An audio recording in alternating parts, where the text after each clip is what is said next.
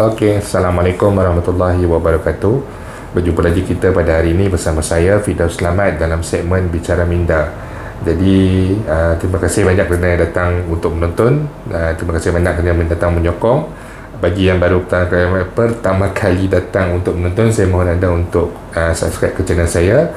Bagi yang dah subscribe, saya mohon anda untuk kongsikan video ini kepada rakan-rakan dan juga ahli keluarga anda. Semoga apa yang saya nak kongsikan pada pagi ini adalah satu perkongsian yang bermanfaat untuk kita semua, insya-Allah. Okey.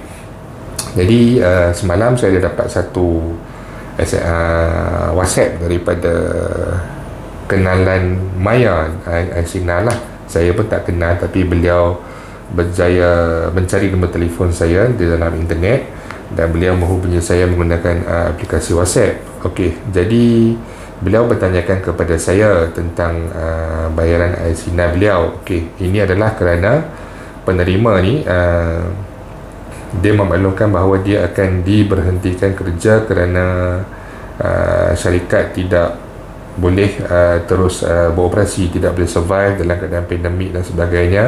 Jadi dia dan beberapa rakan beliau akan diberhentikan kerja. Okey, jadi persoalan yang timbul, yang beliau risaukan adalah bagaimana dengan pembayaran air sinar beliau yang sedang pun berjalan. Okey, jadi saya ada kongsikan screenshot di tepi ni, sedikit perbualan dengan beliau. Jadi apa yang saya boleh perincikan, perjelaskan bagi kes begini adalah apabila seseorang yang menerima bayaran air sinar, jika mereka ni diberhentikan kerja ataupun berhenti kerja, jadi apakah yang akan berlaku dengan bayaran air sinar mereka yang secara bulanan ni lah. Okey, jadi jawapannya adalah tidak ada sebarang perubahan yang akan berlaku dan tidak ada sebarang perberhentian pembayaran yang akan berlaku. Dalam bahasa yang mudah, bayaran tetap akan terus dilakukan, akan diteruskan seperti biasa. Okay, jika ada yang tertanya mengapa, seperti yang saudara yang bertanyakan pada saya tadi, okey, ini adalah kerana pembayaran air sinar adalah bergantung kepada kelayakan dan juga permohonan yang telah kita lakukan. Permohonan yang kita lakukan adalah pada sekitar bulan, ada yang bulan Disember, ada yang bulan Januari dan sebagainya lah.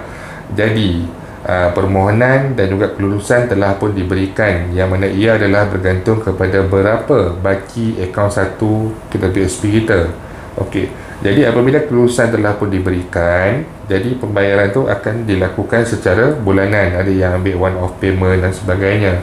Jadi apabila seseorang penerima itu berhenti kerja ataupun diberhentikan kerja, status dia sebagai orang yang diberhentikan ini tidak akan mengganggu pembayaran air sinar individu berkenaan, kerana ia tidak ada sebarang kaitan. Bayaran sudah pun diluluskan berdasarkan baki di dalam akaun satu. Cuma apa yang sedikit kita perlu ingat semula adalah apabila tidak ada, kita berhenti, kita tidak ada caruman. Bila kita tidak ada caruman, jadi tidak ada sebarang pembayaran balik terhadap akaun satu yang telah dikeluarkan untuk air sinar.